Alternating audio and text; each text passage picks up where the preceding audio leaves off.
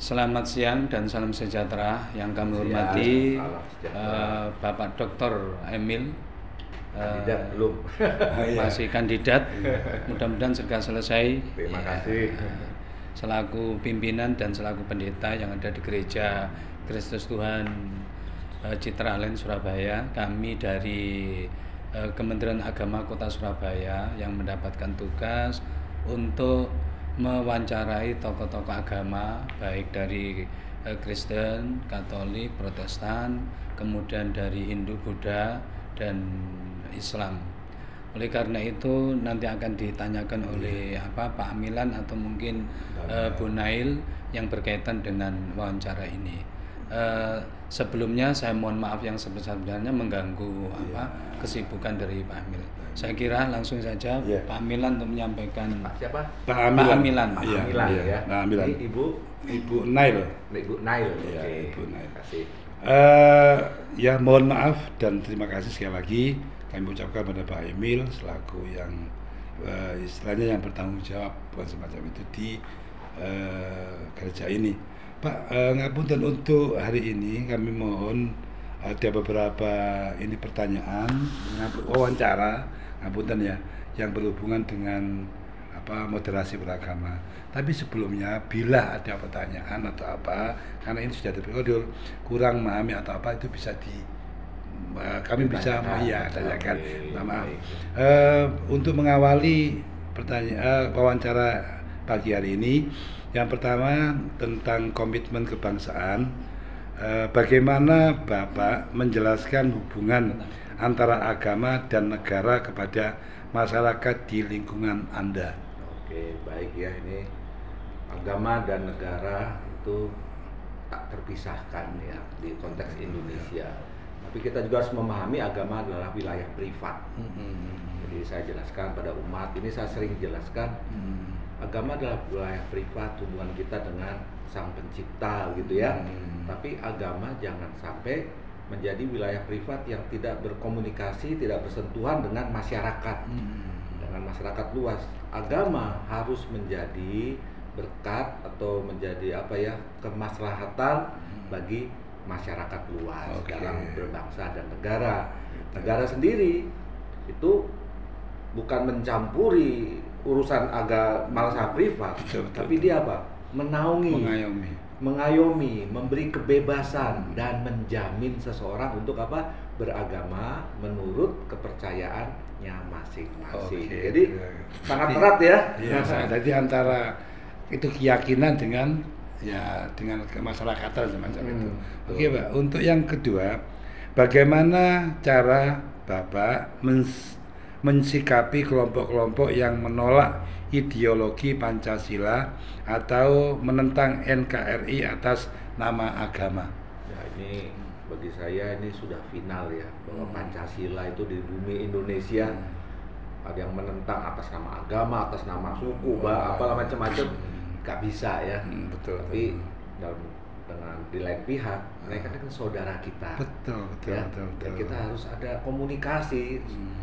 Tidak bisa pakai kekerasan gimana, tapi kita kan sudah pasti nih. Pancasila, NKRI harga mati ya, nggak bisa kompromi. Kompromi. Nah, jadi bagi mereka itu saya tidak setuju ya, karena negara kita juga sudah final itu. Tapi ada saluran-saluran, mungkin pertanyaan lain ya. Ada saluran kan bagaimana merangkul mereka menjadi satu saudara, satu bangsa, supaya mereka tidak terjerumus. Untuk pertanyaan yang kedua, Yang berkaitan dengan toleransi ini Pak Emil, apakah pernah terjadi konflik agama di komunitas Anda? Jika ya, bagaimana cara Anda membantu menyelesaikannya? Konflik agama, antar agama maksudnya? Konflik, iya betul, di wilayah ini. Di wilayah ini. Rasanya nggak pernah, Pak. Aman, Pak. Aman. Kemudian juga bagaimana Anda mendorong masyarakat agar lebih terbuka dalam menerima perbedaan keyakinan dan praktek keagamaan? Nah, ini penting sekali ya. Kalau kita melihat perbedaan nggak ada yang nggak akan bersatu. Tapi kita ini banyak kesamaannya. Pertama dari segi teologis, saya yakin percaya Tuhan kita satu ya, yang menciptakan saya, menciptakan Bapak Ibu satu, nggak ada Tuhan yang lain. Terus dari segi berbangsa negara, kita ini satu bangsa, bangsa Indonesia. Wilayah lebih kecil lagi, kita ini suku Melayu, suku Jawa, Indonesia lah ya. Betul. Maksudnya kita ini banyak samanya. Kalau lihat perbedaannya yang spesifik banyak sekali. Tapi itu tidak akan membuat kita bersatu. Yang bersatu itu apa? Kita ini satu penciptanya, satu bangsa, satu negara. Ya, makan nasi sama-sama gitu. Iya, Hidup di bumi yang sama. Nah, itu kan ya. Dalam wilayah yang lebih kecil lagi, kita di wilayah Sabikerep ini. Jadi untuk apa sih kita yang berbeda itu ditonjolkan? Ayo yang sama kita rekatkan. Tanpa harus menafikan yang berbeda. Memang kita ada yang sesuatu yang privat-privat itu kan. Ya, agama kan privat. Ya, masalah keyakinan. Keyakinan kan privat. Kita nggak bisa memaksakan untuk harus sama. Itu privat itu. Tapi yang privat itu jangan menjadi kita menjauh. Tapi harus kita memahami bahwa yang privat ini tidak menjauhkan kita dari persaudaraan. Karena keyakinan ya keyakinan. Iya, itu sudah fatal ya. Kemudian yang berkaitan dengan anti kekerasan sekarang, yang terjadi sekarang kan ini apakah menurut Anda menjadi faktor utama munculnya tindakan kekerasan atau nama agama? Nah, ini masalah manusia. Ada hal yang tidak tersampaikan, ada yang mampet. Ini nanti macam-macam, ada mampetnya di mana, ekonomi, politik, kesetaraan. Ini nggak tersampaikan, nggak terpenuhi. Jadi hal yang mampet ini harus bisa disalurkan dengan cara apa? Ya, dengan cara ya banyak hal lah. Ya, nanti kita akan bicara masalah dialog dan macam-macam. Tapi yang mampet ini harus dibuka nih ya. Kerannya lancar. Supaya dia nggak diempet ngamuk. Wah, gitu. Jadi kemudian kalau kita menyikapi di media sosial ini Pak Emil, apa yang mempengaruhi penyebaran paham kekerasan? Apa yang dapat dilakukan tokoh agama untuk menangkal narasi ekstremisme di media digital? Ya, media sosial itu memang sangat efektif untuk menyebarkan segala berita termasuk yang nggak beres itu. Hanya dia media sosial itu kan kebanyakan satu arah. Ya, dari orang punya paham ini begini, tidak ada dialog, tidak ada diskusi, sehingga orang yang cuma terima mentah-mentah itu masalah. Nah, jadi di sini peran apa? Peran tokoh agama. Iya, tokoh agama. Tokoh agama juga jangan anti media sosial. Ayo dilihat lah itu. Ada apa yang di situ tuh? Gak langsung ditelak mentah-mentah. Iya, dilihat. Oh, begini, maksudnya gini. Nah, baru kita sampaikan kepada umat. Ya. Ini maksudnya begini, dia bicara gini, ya memang nggak sesuai, ya kita jelaskan lah. Kemudian di negara kita ini kan terjadi berbagai macam adat tradisi, adat budaya lokal ini. Bagaimana Anda melihat hubungan antara budaya lokal dan ajaran agama di kehidupan masyarakat? Nah, ini penting ya, budaya dan agama itu nggak terpisahkan. Seorang teolog dan filsuf, ya ini filsuf Jerman ngomong begini, agama adalah substansi dari budaya, sedangkan budaya adalah bungkus dari agama itu sendiri. Dengan kata lain ada hubungan yang erat, bahwa dalam budaya-budaya masyarakat itu ada kepercayaan-kepercayaan yang khas dalam lokal-lokal itu ya. Betul. Ada kepercayaan-kepercayaan yang tidak dimiliki yang lain. Jadi agama itu sebetulnya muncul dari budaya-budaya masyarakat itu sendiri. Sedangkan budaya sebagai bungkus dari agama itu ada di dalam budaya masyarakat. Ya, budaya ini punya agamanya ini dengan kekhasannya masing-masing lah. Ya, jadi itu hubungan yang sangat erat. Kita tidak bisa memisahkan budaya dengan agama. Ya. Jadi budaya Jawa dengan agama Kristen atau Muslim gitu ya. Ya, Bisa nggak bisa itu, ya, itu betul. Sesat itu. Wow, agama ya agama, nggak bisa. Jadi intinya tetap antara budaya dengan agama sangat berkaitan istilahnya, Berkaitan. ya sangat mendukung. Ya, kayak di sini sedekah bumi. Oh iya. Ya nggak ada budaya di sini di Sumatera nggak ada mungkin ya. Nggak Tapi ada. sedekah bumi di sini dengan agama Muslim atau Kristen bahkan kita sama-sama merayakan Iya betul. merayakan apa bumi yang menghasilkan apa ya Oke.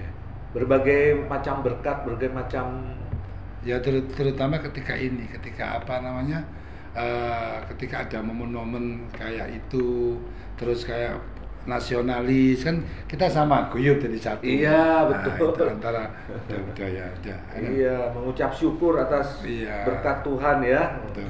Bumi yang menghasilkan buahnya. Iya, Ibu Pertiwi, Sri apa? Dulu kan Dewi Sri. Iya, Dewi Sri. Tapi kan kita nggak percaya Dewi Sri. Iya, Itu budaya. iya. Bagaimana masyarakat tuh percaya ini Iya. ada yang kasih gitu loh. Iya. Ya, agama itu ini loh yang kasih, Oh, iya. yang Tuhan Iya. pencipta itu loh. Betul. Kan saya kan jadi ngerti. Oh iya. Kan, Betul. saya juga senang diundang sedekah bumi makan besar. Lagi tren sekarang. Enggak ada itu orang Muslim itu makanannya apa makanannya lu enak kok. Saya ajak umat saya ayo ikut. Kemarin saja saya juga menghadiri acara di Yakobus ya. Ya kan? Ya ada kenduren dan apa. Kan enak ya Pak ya. Iya. Ini ahlinya ini. Hanya kita paham lah ada yang oh ini yang bagi Muslim jangan. Ya kita paham lah. Saya juga nggak makan babi nggak masalah kan. Ya betul loh. Iya. Nggak mati saya. Iya. Iya. Makanya itu kita ya. Kalau harapan Anda terhadap pemerintah dalam mendukung upaya moderasi beragama di masyarakat? Nah ini bagus ya. Harapan saya pemerintah mendorong ada dialog yang mengatasi yang mampet tadi itu loh. Betul. Ya kalau ada dialog orang bisa ngomong.